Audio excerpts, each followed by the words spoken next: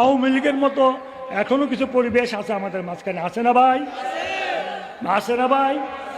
থানায় গেলে ওসি সাহেব কথা কইতে ভয় পায়, দাঁড় করা কথা কইতে ভয় পায়। কেন এখন ভয় পাবে? জালেম সরকার তো বিদায় নিয়েছে, সেই লিগে এখনো জালেম সরকার আছে। কেন আপনাদের ভয়?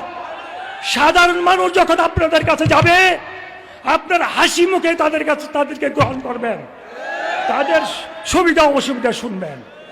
যদি আপনারা ভয় পান, কার জন্য ভয় পান আমাদেরকে বলেন, আমরা জনগণ দেখবো ইনশাআল্লাহ। আল্লাহর রাজি আছেন তো?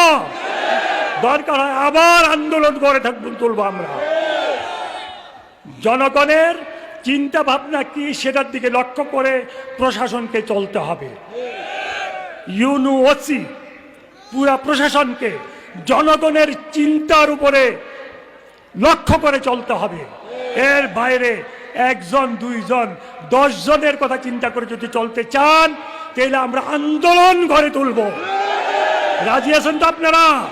হাত তোলেন কারা কারা রাজি আছেন। কোনো এসপি সাহেবের ক্ষমতা নাই, কোনো ওসির কোনো ক্ষমতা নাই, ইউনুর কোনো ক্ষমতা নাই, সমস্ত ক্ষমতা আমার আল্লাহ। আমরা একে বিশ্বাস করি।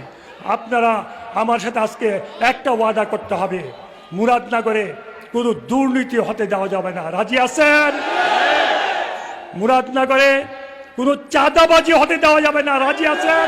হাত তোলেন কারা কারা রাজি আছেন। মুরাদনগরে মদ, জুয়া, ফেন্সিডিল এগুলি হতে দেওয়া যাবে না, খেতে দেওয়া যাবে না। রাজি আছেন?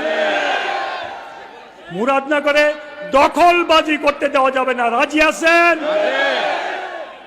যেই হোক, সে যদি আমি নিজেও কোনো ভুল করি, আমাকেও ধরবেন।